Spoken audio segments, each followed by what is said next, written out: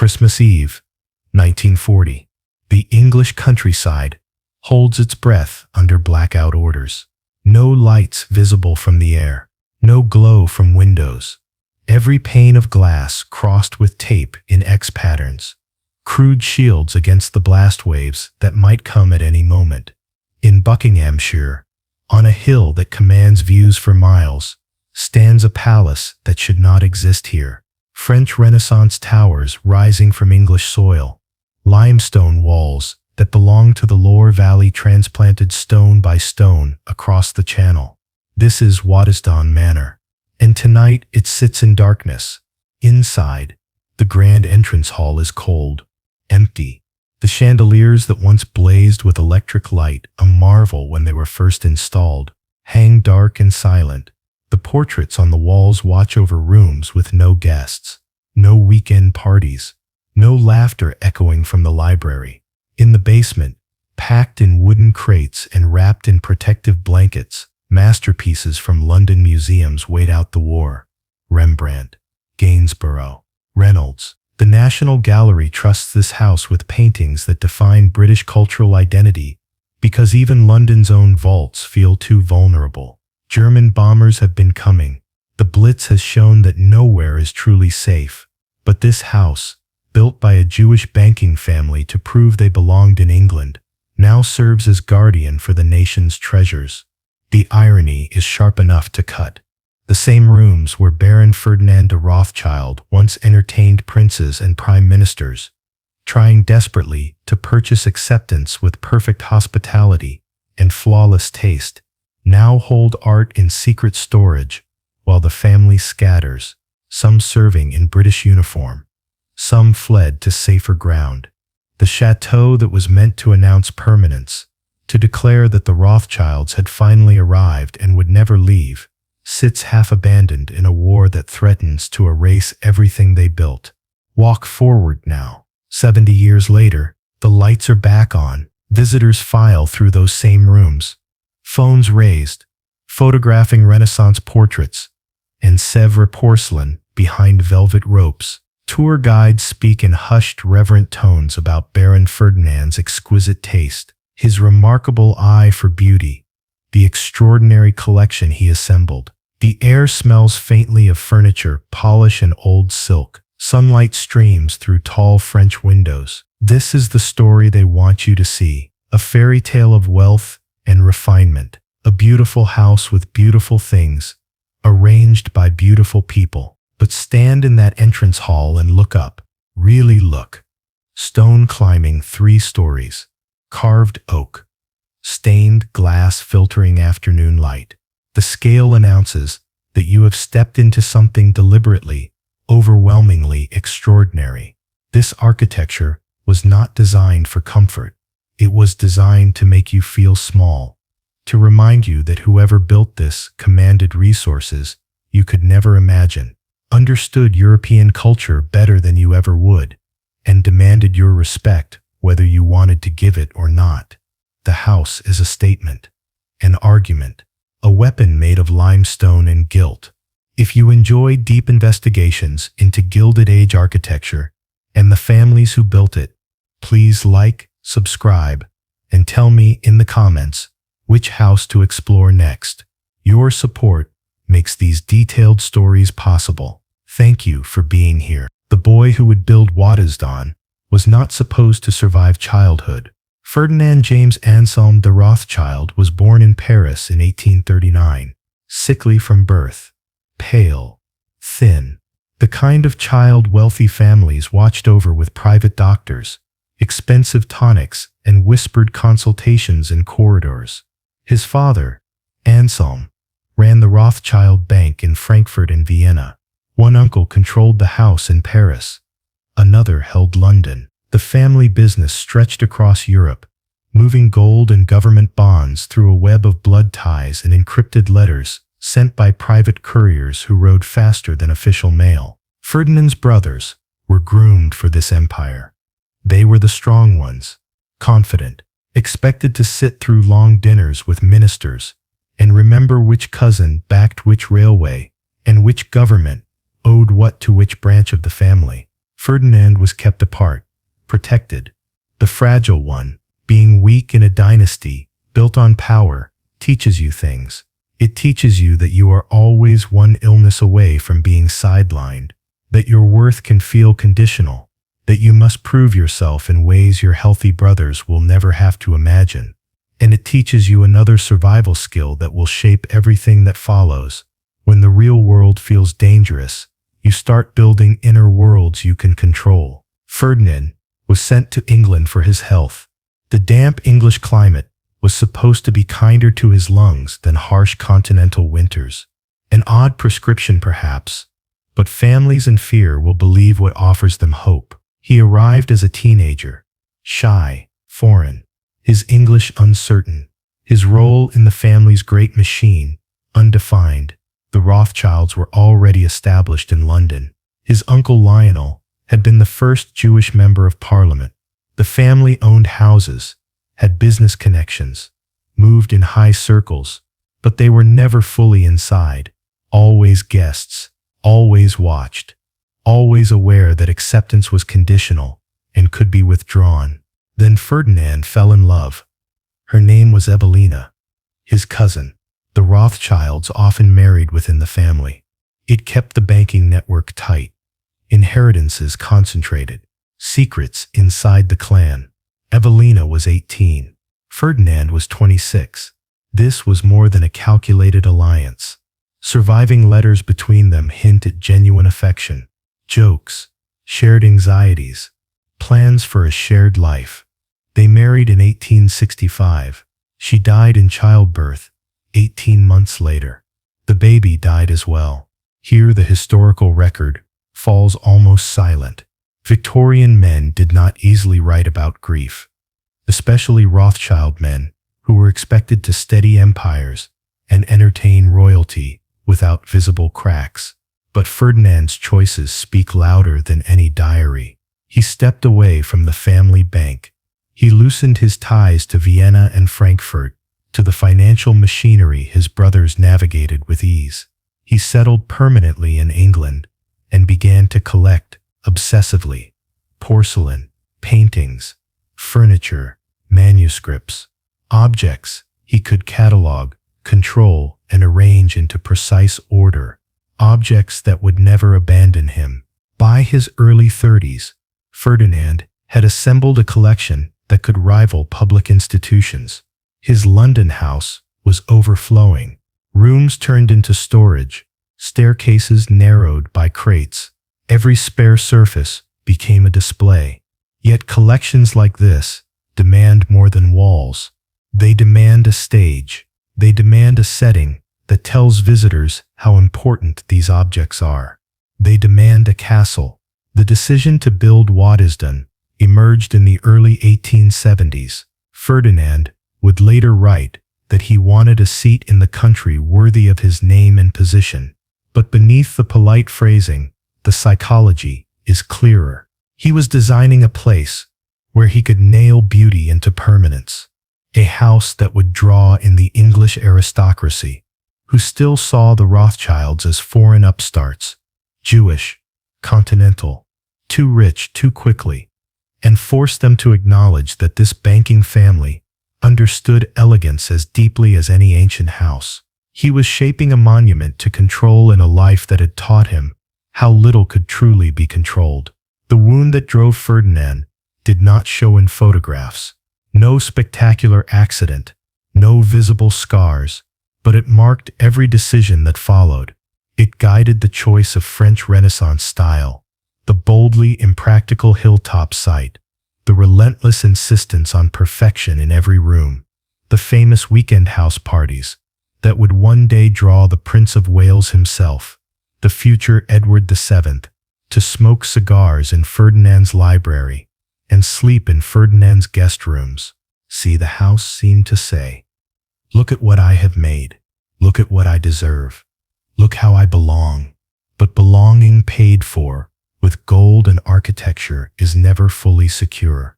And somewhere in Ferdinand's mind, shaped by childhood illness, sudden bereavement, and the knowledge that his family's place in Europe had always depended on the mood of others, lived a truth he could not quite voice. No matter how flawless the facade, the ground beneath it was never guaranteed. Not for a Rothschild, not in the 19th century, not ever.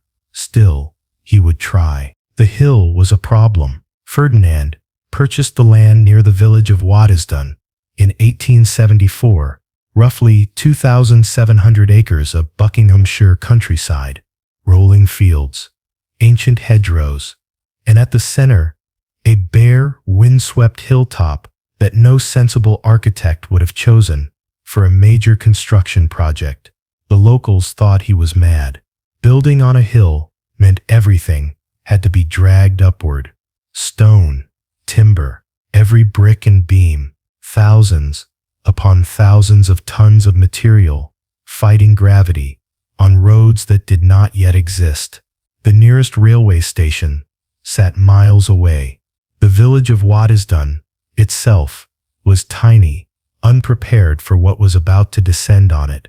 When Ferdinand's agents started hiring laborers and placing enormous orders for supplies, the true scale of the plan became impossible to ignore. This was not simply a country house. It was an engineering campaign disguised as architecture.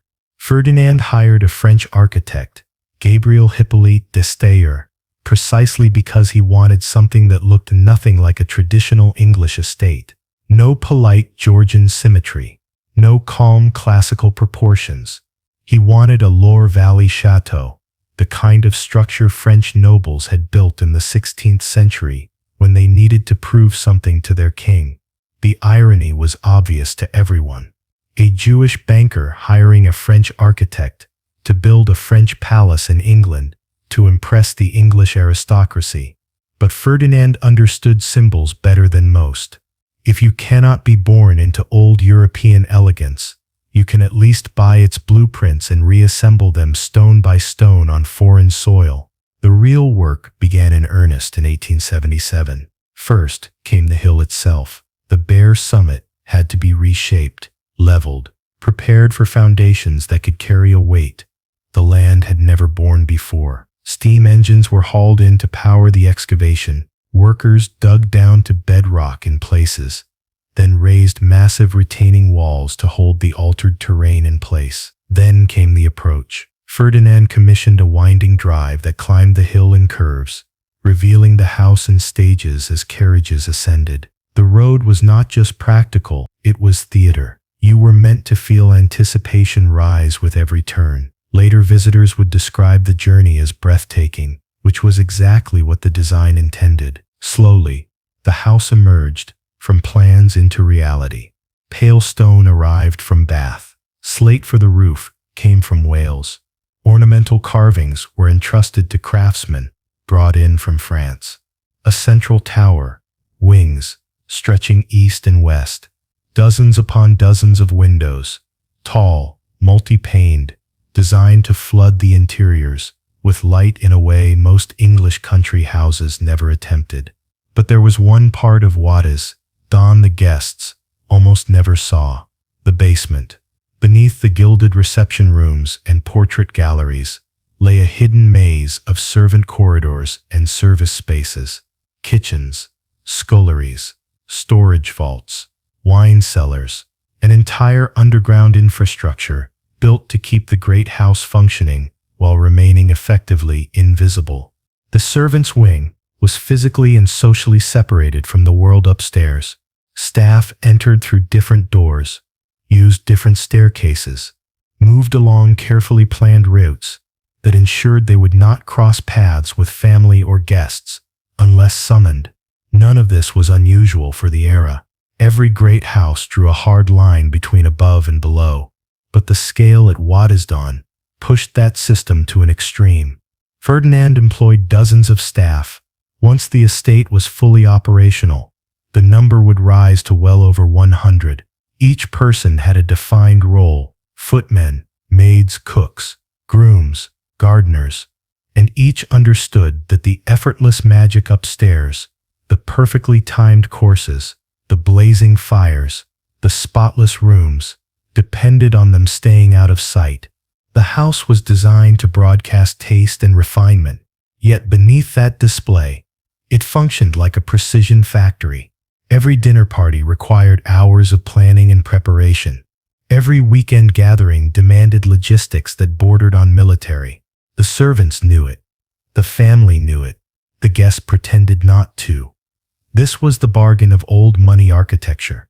You built something beautiful enough to argue that you belonged, and you built it on the labor of people who would never be allowed to belong in the rooms they maintained. By 1883, the main structure was complete. Ferdinand moved in before the interiors were entirely finished, unable or unwilling to wait any longer. The French palace on the English hilltop was no longer a vision on paper.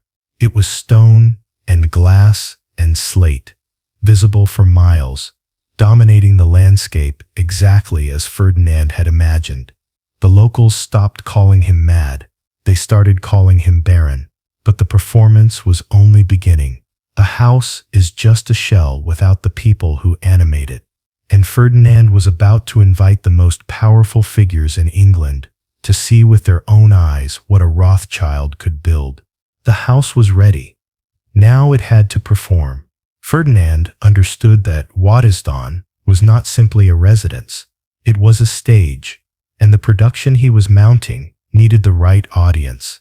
Not just wealthy acquaintances, not just fellow bankers or distant cousins. He needed the people whose presence would confirm everything the house was built to say. He needed royalty. The Prince of Wales, Albert Edward, the future Edward VII, first visited Waddesdon in the 1880s. The exact date blurs in the historical record, but the meaning was unmistakable. The heir to the British throne, sleeping under a Rothschild roof, eating at a Rothschild table, smoking Rothschild cigars in a smoking room, created with moments like this in mind. This looked like acceptance, or at least the costume of it.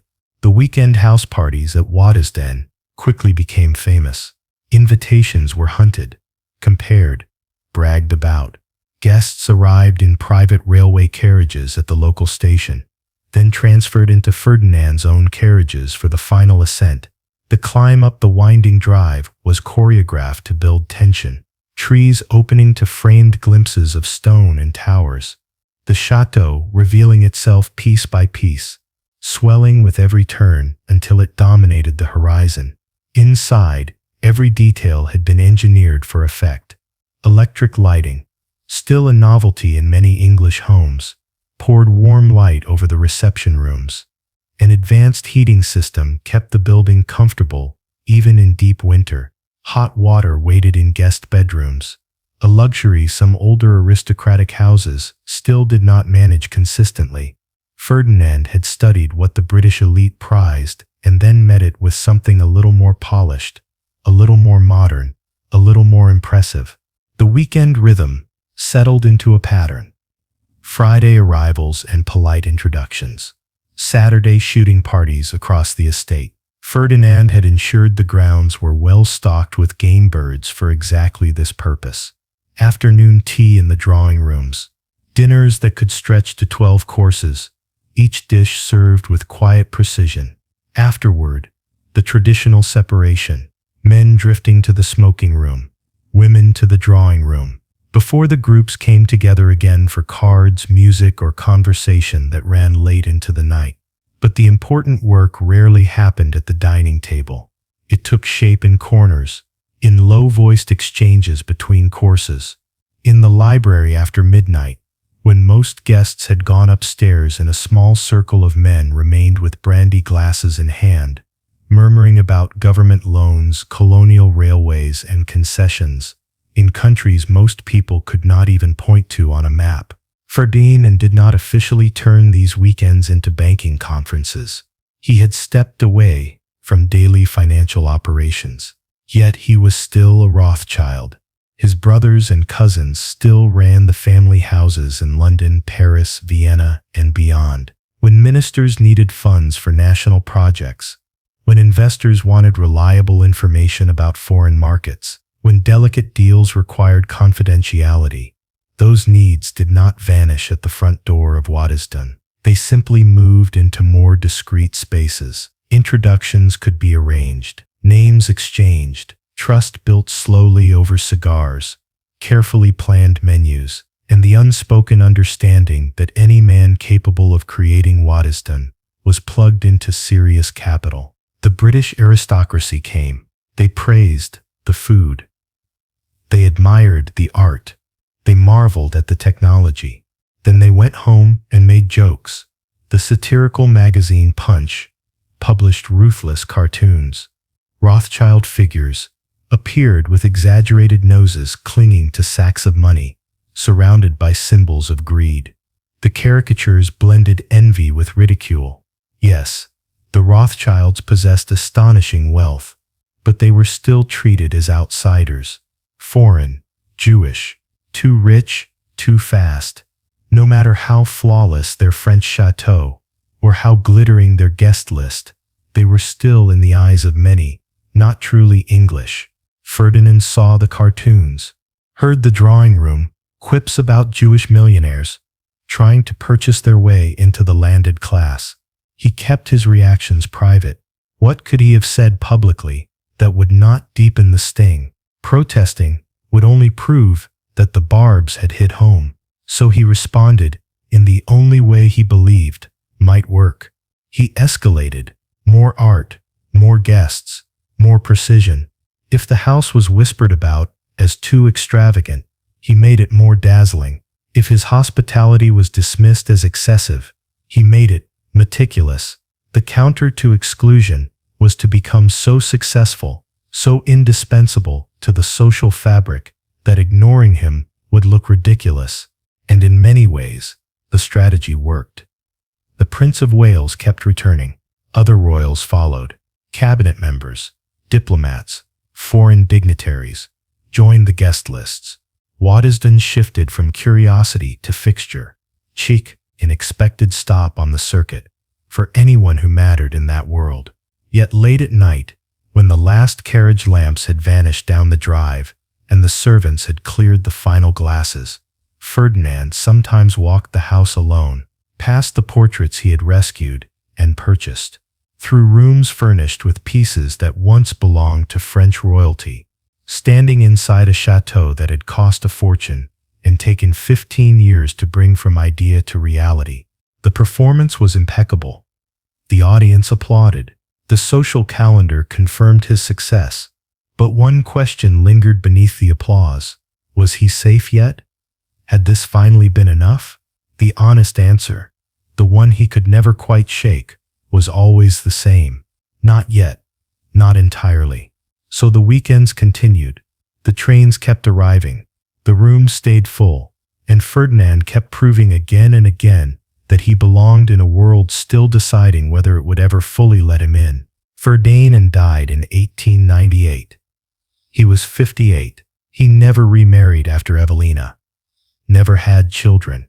The house he had spent 15 years building and roughly 2 more decades perfecting. The castle meant to declare permanence, to prove belonging, to secure a Rothschild future in England, suddenly had no direct heir. This was the flaw in using architecture as proof of stability. Buildings outlive their makers. And when the maker dies without children, all those carefully placed stones turn into someone else's responsibility. The inheritance moved sideways, first to Ferdinand's sister Alice, then after her death in 1922 to her son James. The house stayed within the family, but the emotional blueprint shifted. Ferdinand had created Waddesdon as an extension of his own story. His taste, his grief, his desperate need to be accepted. His successors inherited the masonry, but not the wound that had driven him to stack it on a hill in the first place. For them, Waddesdon was simply a very large, very expensive house. James maintained it. He hosted guests. He kept adding to the collections. But something fundamental had changed.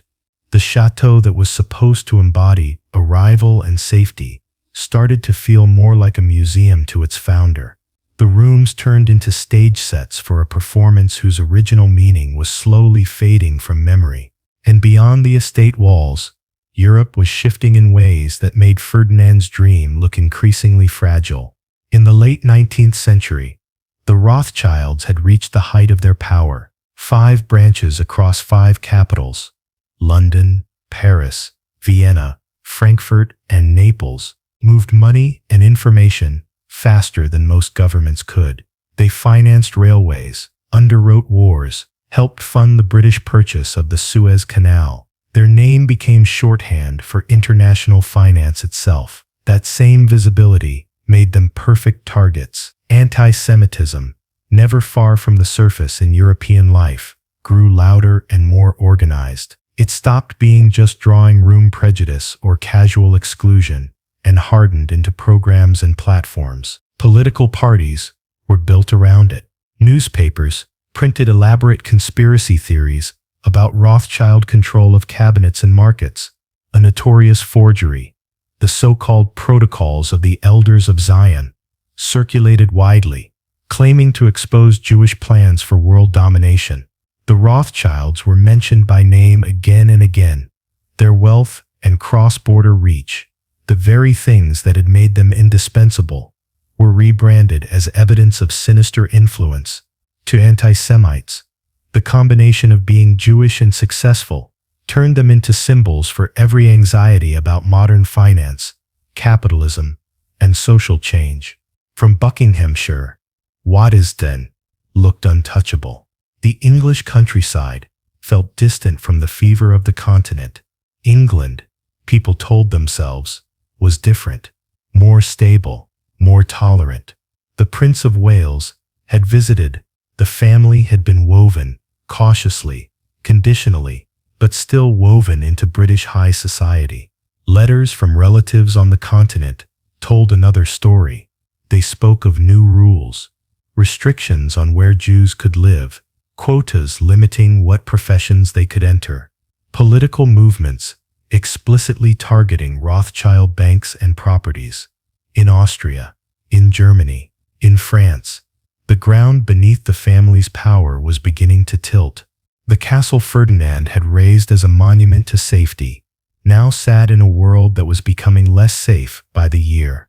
James de Rothschild, overseeing Waddesdon in the 1920s and 1930s, faced a dilemma he could never fully resolve.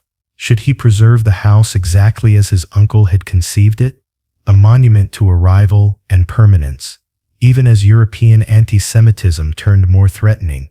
Or should he admit that the security Waddesdon was meant to symbolize had always been conditional at best? He chose preservation. The weekends continued. The collections expanded. The gardens remained immaculate. Waddesdon stayed dazzling, but the meaning of its grandeur was changing. The house no longer felt like proof that the family had arrived. It was starting to resemble a stronghold, a place to pull back to when the outside world grew hostile. And that outside world was darkening fast. By the middle of the 1930s, news from Germany could not be waved away. Jewish businesses were being seized. Jewish families pushed out of jobs, homes, public life. Rothschild properties in Frankfurt and Vienna came under direct threat. Relatives fled to London, to Paris, to anywhere that still seemed relatively safe. The Nazi propaganda machine, fixated on the Rothschild name, state-produced posters and broadcasts, painted them as the invisible masterminds of international finance, the supposed puppet masters behind governments and wars. Conspiracy theory turned into official ideology, and now it was backed by the full machinery of a modern state. Police, courts, bureaucracy, army, all aimed at dismantling exactly the kind of networked power and security the Rothschilds had spent generations constructing. Waddesdon still stood. The parterres were still precisely trimmed. The art still glittered behind glass. From a distance, nothing had changed, but the house on the hill was beginning to feel less like an answer and more like a question. What do you do with a castle when the ground beneath it starts to move? The reply would arrive soon enough. First, the world had to fracture completely. The blackout order came in September 1939. Every window at Waddesdon had to be covered. Heavy curtains went up. Tape was stretched across panes in X patterns to reduce shattering from blast. The chandeliers that had once symbolized Ferdinand's victory over darkness, electric light blazing in the countryside when nearby villages still relied on gas, went dark. The house became a shadow of itself. James de Rothschild joined the military again, even though he was in his 40s. He had served in the First World War, been wounded, gone back. Now he was doing it all over again. The family's London house was shut. Waddesdon became the main refuge, but only in a stripped-down, hollow version of what it had been. Most of the staff were gone. Enlisted, conscripted, drawn into factories now turning out weapons instead of goods for peacetime. The skeleton crew, left behind, kept only the basics alive, maintaining the structure, stopping damp from eating the walls, keeping the grounds from collapsing entirely.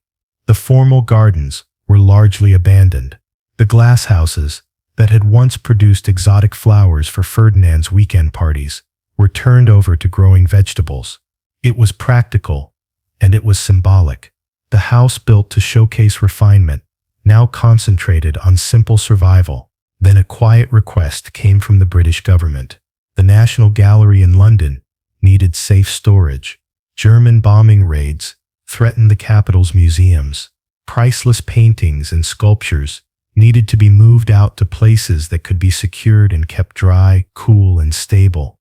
Waddesdon, with its thick walls, strong rooms, and distance from the city, was ideal. Crates arrived in 1940, carefully packed canvases, sculptures wrapped in protective materials, works by Rembrandt, Gainsborough, Reynolds, pieces that defined British cultural identity, hidden in the basement of a house built by Jewish immigrants to prove they understood European culture as well as anyone. No one involved missed the irony. The house became a strange hybrid, part empty mansion, part military staging area. Troops were occasionally billeted on the grounds. Part secret vault for a national collection. The grand entrance hall, where Ferdinand had once entertained princes, now held stacked crates, marked with inventory numbers, instead of guests in evening dress. Meanwhile, across Europe, the family's worst fears were coming true. The Paris Rothschild mansion was seized by the Nazis in 1940 after France fell. German officers took over the rooms.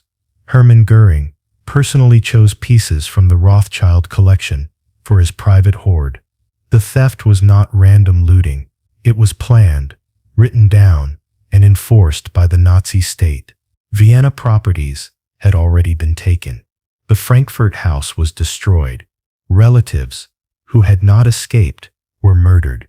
The exact number will never be fully known.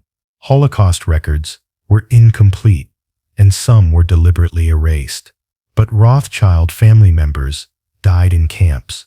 The name that had once stood for wealth and power offered no protection against a system built to exterminate. Letters reached Waddesdon, slowly through neutral countries and delayed channels. Each envelope brought worse news: cousins missing, homes emptied, businesses dissolved by decree, bank accounts drained under the cover of law. The European network that had taken 5 generations to build was being methodically dismantled. James, serving in British uniform, received these updates between duties. The mental whiplash was brutal. He was fighting to defend Europe while learning that Europe was wiping out his family's place within it. Fighting for civilization while that same civilization revealed what it was capable of doing. Waddesdon itself stood. The roof was intact. The walls held. The pictures stored in its basement survived without damage. But the world it embodied, the belief that money, art, and careful social choreography could create lasting safety, was gone. Some Rothschilds who escaped to England spent time at Waddesdon during the war. refugees in a house their own relatives had built to announce arrival. The chateau finally became what it had always threatened to become. Not a symbol of having been accepted, but an actual fortress. Not a statement of belonging, but a place to hide. The village saw the war differently. Ration books, sirens, blackouts, sons and brothers away at the front. But they also watched Waddesdon change.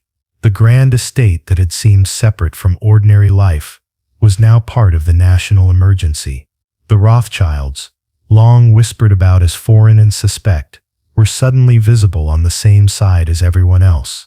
That did not erase centuries of anti-Semitism, but it complicated the story. It was hard to claim the Rothschilds were disloyal when James wore British khaki and Waddesdon's cellars sheltered paintings the whole country claimed as its own. By 1945, the war in Europe was staggering to an end. The crates in Waddesdon's basement were opened and sent back to London. The National Gallery reclaimed its works unharmed.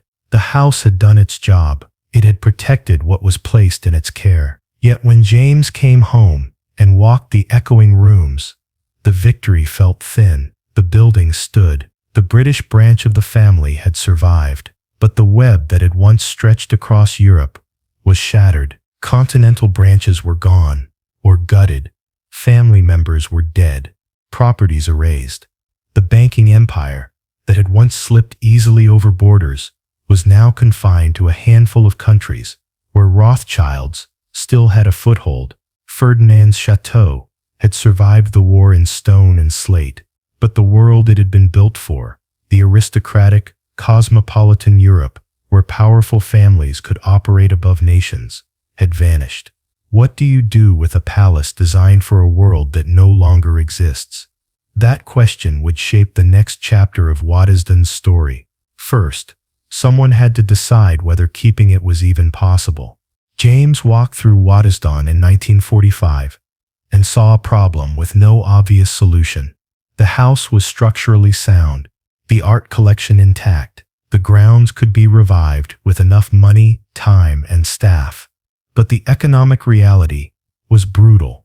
Keeping a chateau of this size alive required an enormous flow of cash, and in the new world, that expense needed a reason. Before the war, the justification had been clear. Waddesdon was social infrastructure for the family's banking power, a stage for entertaining, for building relationships, for reinforcing the Rothschild position in British high society. The house was not just a cost, it was a tool, an investment in influence and access. Post-war Britain was something else entirely. The aristocratic system Ferdinand had spent his life trying to break into was collapsing. Inheritance taxes and death duties were smashing landed estates across the country. Country houses were being stripped, abandoned, demolished, or handed over as schools, hospitals, and military colleges. The great weekend house parties were ending, not because people had stopped wanting them, but because almost nobody could afford to host them. The Rothschild banking operations had survived, but in a reduced, reshaped form. The old European network was fractured. The need for a grand English estate to impress continental cousins and clients had largely vanished. Many of those cousins were dead or scattered. Those clients were now dealing with new institutions and a new financial order. On paper, James had obvious options. He could sell Waddesdon, find a buyer willing to shoulder the maintenance, break up or auction the collection, turn the house over to an institution, and walk away. Other families in similar positions were doing exactly that every month. But there was someone who could not accept that answer. Dorothy de Rothschild, James's wife, saw something else when she looked at Waddesdon. She understood that it was more than a beautiful, expensive problem. It was a document in stone and wood, a record of a particular moment in European history, a monument to what a Jewish banking family had built and what it had survived, evidence of extraordinary success and at the same time of deep vulnerability. To simply sell it off or let it decay felt like tearing out a chapter of history. Yet keeping it as a private family house felt increasingly unrealistic. The solution they moved toward was radical for its era: collaborate with the National Trust, a British organization created to preserve places of historic importance and shift Waddesdon from private palace to public heritage. This was not a simple act of charity. The negotiations were detailed and tough. The family would keep certain rights and a voice in how things were done. The house would be preserved to agreed standards. The core of the art collection would stay together on site. Public access would be offered, but carefully controlled, so that the property was protected even as people who would never have been invited in Ferdinand's day could finally walk through the rooms. Agreeing to this meant admitting something Ferdinand had spent his life resisting: that Waddesdon's greatest value now lay in its historical meaning, not in its use as a private status symbol, that its significance went beyond the family, that the surest way to save what he had created was to surrender exclusive ownership of it. James died in 1957, before the full transition could be completed. Dorothy carried the project forward. The formal arrangement with the National Trust was finalized in the 1950s, though the family stayed involved in management and continued to add pieces to the collections. Waddesdon acquired a new identity, no longer a private residence performing aristocratic belonging, instead a museum and heritage site, trying, at first cautiously, to acknowledge its layered history while preserving its visual splendor. But real preservation demanded honesty, and honesty meant asking questions that earlier generations had mostly avoided. What exactly had Ferdinand been doing when he built this place? How specifically had the money been earned that paid for every stone and painting? Where were the stories of the people downstairs, the servants whose labor had made the illusion of effortless luxury possible? How did anti-Semitism shape the family's choices? What compromises had they made to survive inside a system that never fully accepted them? For decades after opening to visitors, the official story stayed on safe ground. Guides talked about the architecture, the provenance of the paintings, the brilliance of Ferdinand's taste. Guests walked through rooms, hearing about French furniture, Sèvres porcelain, and Renaissance portraits. Almost nothing about the lives lived here, or the political storms raging outside the windows. It was comfortable history, beautiful history, a version of the past that let people admire wealth and culture without having to think too hard about how either was acquired. It was also incomplete. As time passed and new historians and curators took charge, pressure grew to widen the frame. The archives were opened properly. Boxes in attics and storerooms were examined. Servant records were read. Letters between family members decoded. Account books combed through. Slowly, a different picture came into focus. Ferdinand was not just a refined collector. He was a man marked by illness and grief, building a fortress against loss and rejection. The weekend parties were not just scenes of elegance. They were calculated performances designed to purchase a sense of belonging that remained conditional. The servants were not anonymous staff. They were individuals with names, hopes, and sharply limited choices, working inside a hierarchy that exploited their labor, however relatively kind their employers might have been. The house began to tell these stories too, not to erase the beauty, but to frame it, not to deny Ferdinand's achievements, but to ask what they cost, to whom and why. The change was gradual, and not without resistance. Some visitors wanted the fairy tale version, the glowing chateau, the dazzling dinners, the simple narrative of exceptional taste and success. Others wanted the fuller account, the whole tangled, morally complicated story of what old money actually involves and what it demands from everyone caught up in its orbit. Freed from its old job as a private palace, Waddesdon could finally become what it had always had the potential to be: evidence, a physical record, a place where the past is preserved, not just to be admired, but to be understood. The open question is whether people are willing to listen to that full story once the doors have been opened wide enough to let it be told. The attic at Waddesdon held secrets no one had seriously examined.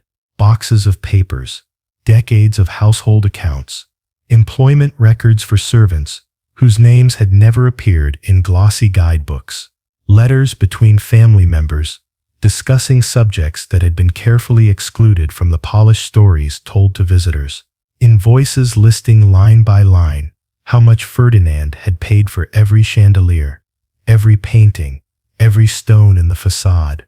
In the 1990s and 2000s, a new generation of curators and historians began working through this material systematically.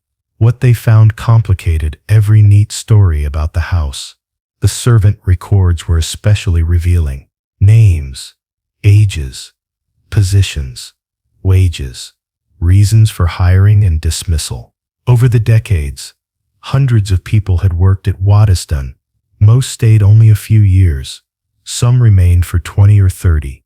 A few were dismissed for reasons that ranged from understandable, persistent theft, chronic unreliability, to chilling, pregnancy, which meant automatic termination for many women regardless of circumstance.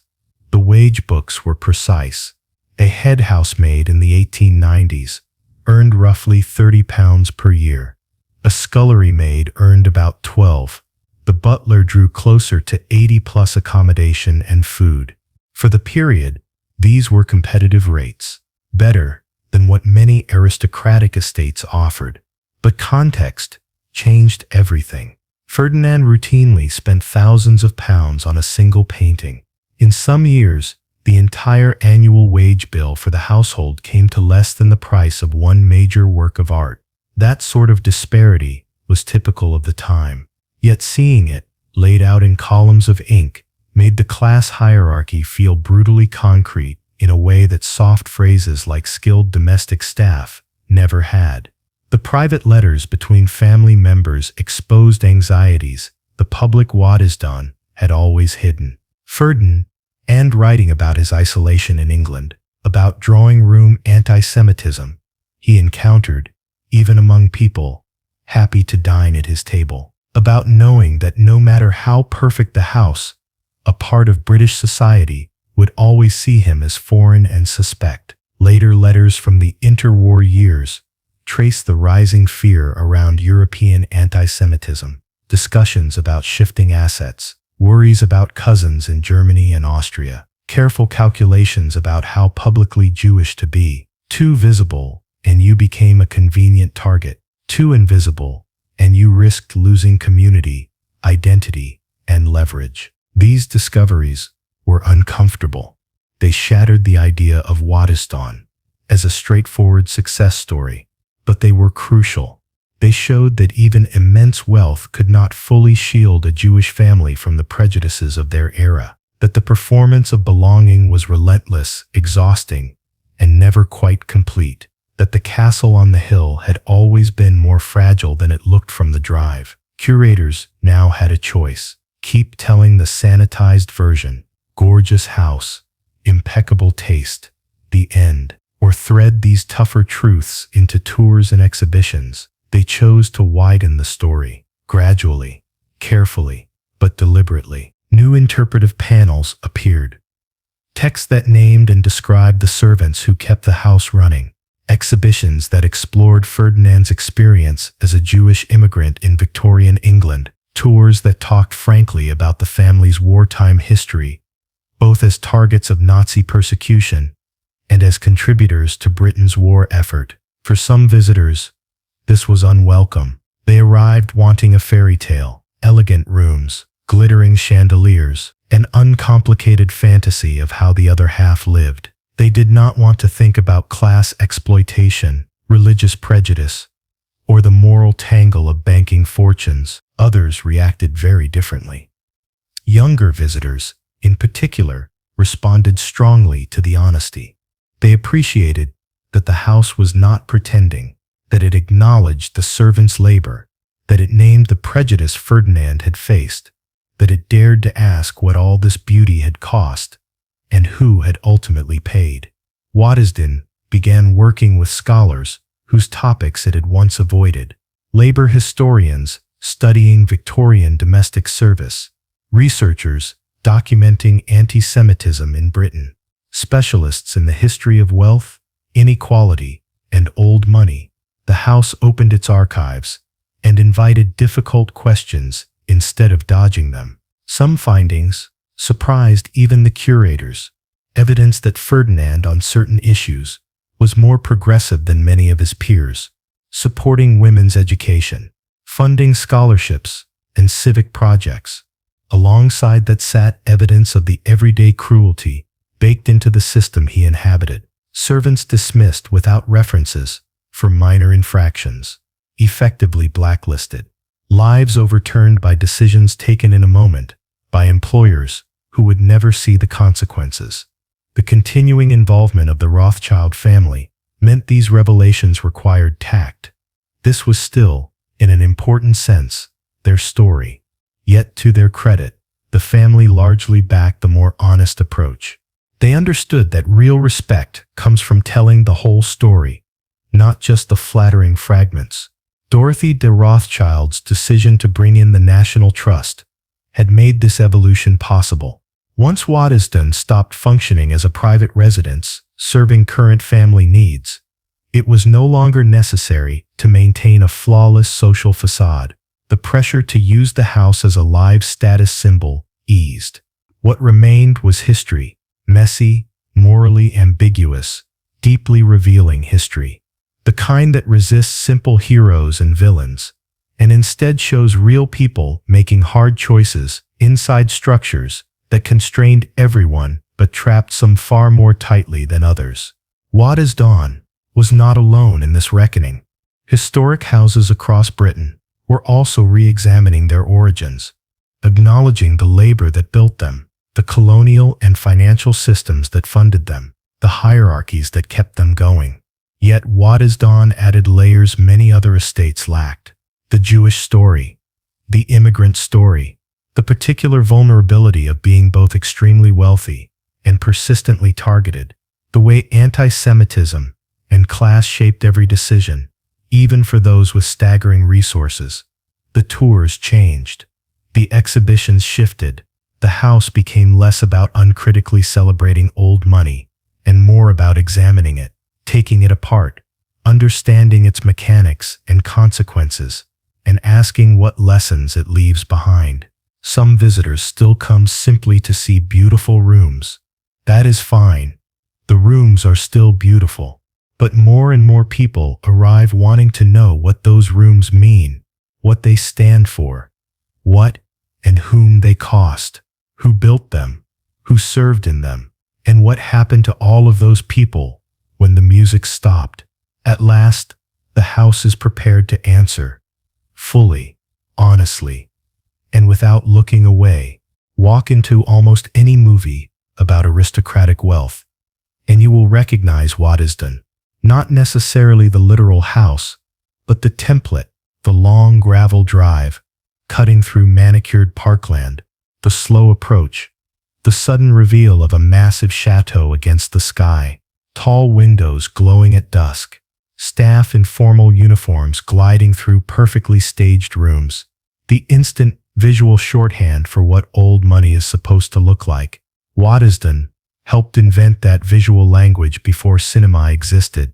Once cameras arrived, the pattern Ferdinand created became the pattern everyone copied.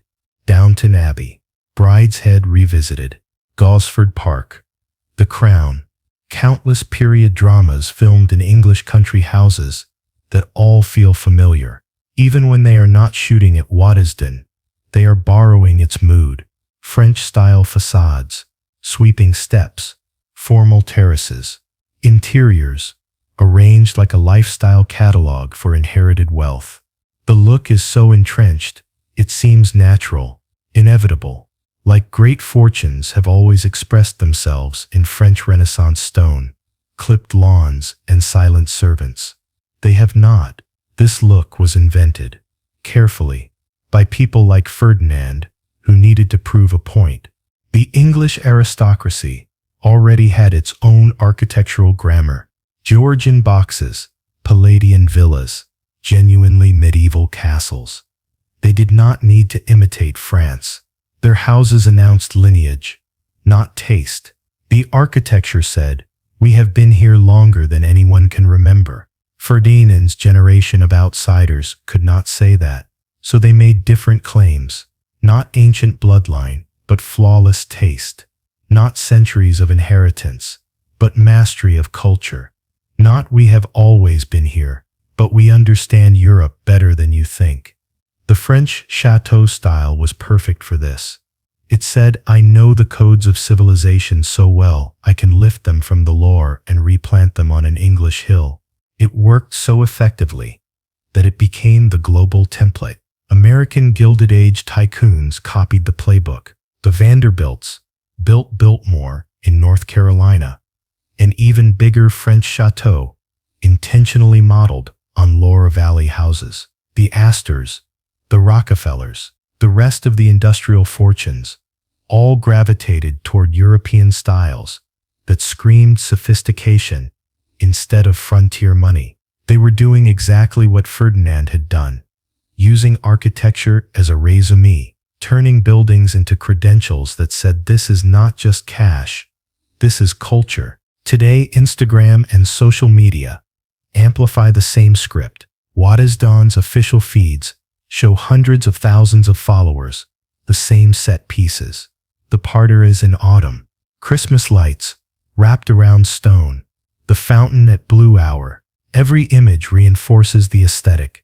This is elegance. This is aspiration. This is what success should look like. What those posts rarely show is everything you have just followed through this entire story. They do not show Ferdinand pacing the house at night, aware the building would never fully buy the belonging he wanted. They do not show servants stumbling out of bed before dawn to make sure luxury looked effortless by lunchtime. They do not show the anti-Semitic caricatures, the confiscated houses, the emergency family meetings about escape routes. When Europe turned lethal, the aesthetic is gorgeous. The context is ruthless.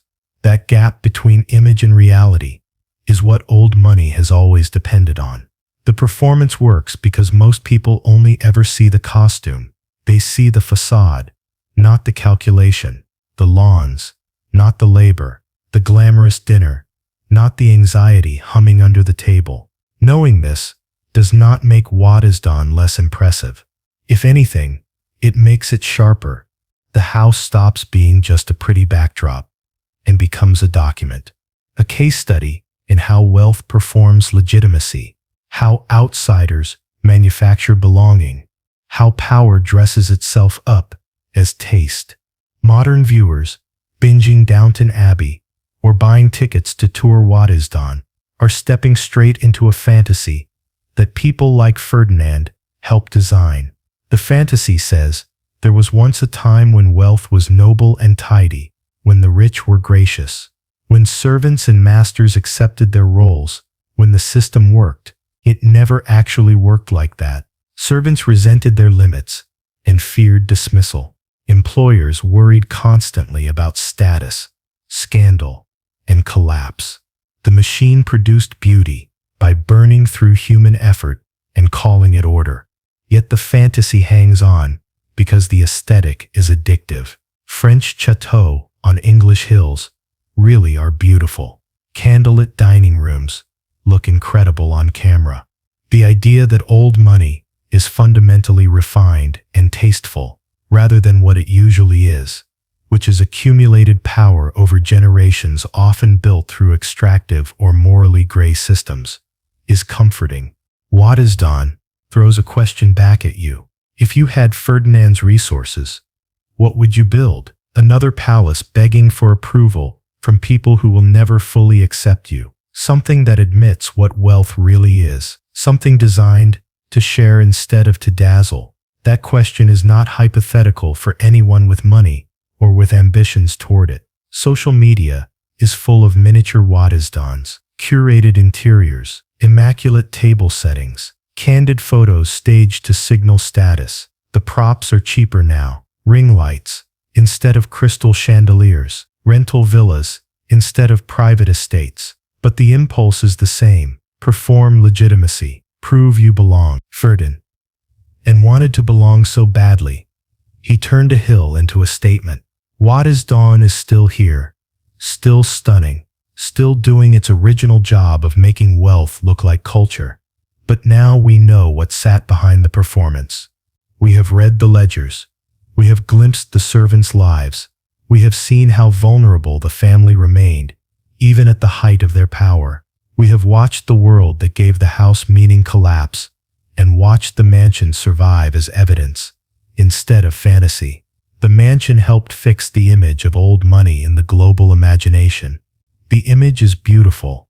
The reality is complicated. Beauty does not cancel that complexity. It just makes it a little easier to look away. The visitor pauses at the gates and looks back one more time. What Waddesdon offers now is something Ferdinand never aimed for, but may be more valuable than what he imagined. Not a polished fantasy of perfection, but a clear look at complexity.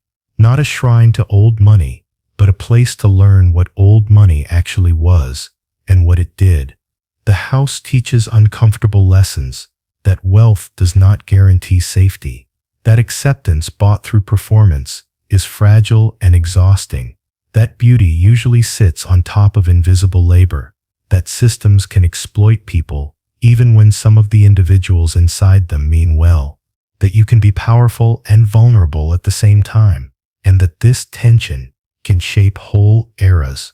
But the house also carries a quieter kind of hope, because Waddesdon did not freeze in the role Ferdinand gave it. Dorothy de Rothschild chose preservation over private comfort. Curators chose to unlock boxes instead of leaving them to gather dust. Archivists and historians chose to tell stories that go beyond the gilded surface. Stories about servants and refugees, prejudice and endurance, miscalculations and reinventions. That shift points to something important. Inherited wealth and inherited structures do not have to repeat the same patterns forever. They can be reframed, repurposed, turned from tools of exclusion and display into tools for memory, critique, and understanding. The visitor leaves with a question Ferdinand never had to face in these terms, but we do. What kind of future are we building? One that copies this script: wealth performing legitimacy, labor staying unseen, beauty smoothing over every rough edge, or one that takes places like Waddesdon as lessons instead of blueprints? A future that names what things cost and who pays, that tries to create beauty without exploitation, that treats resources as something to share, not simply to wall off behind stone facades and lock gates. Waddesdon cannot answer that question for us, but it can make the question impossible to ignore. The sun drops below the horizon. The house lights flicker on, electric, still dramatic, still echoing Ferdinand's old victory over literal darkness. Only now we understand what those lights fall on. Not just staged elegance, but evidence. The full, messy, morally tangled, deeply human story of what people build when they are afraid, what they sacrifice to keep it, and what remains when they are gone. That is the inheritance Waddesdon offers now. Not a fantasy, a mirror. What we see in it depends entirely on how closely we are willing to look. If you enjoyed this deep investigation into the dark story behind Waddesdon Manor, please tell me in the comments which historic mansion we should explore next. The Breakers in Newport, Hearst Castle in California, Lindenhurst on the Hudson, or perhaps something unexpected, a forgotten palace with secrets waiting to be told. These places are not just buildings. They are chapters in history, built by real people, paid for with real costs, and preserved through real struggle. Every mansion has its shadows. Every dream has its price. Thank you for watching.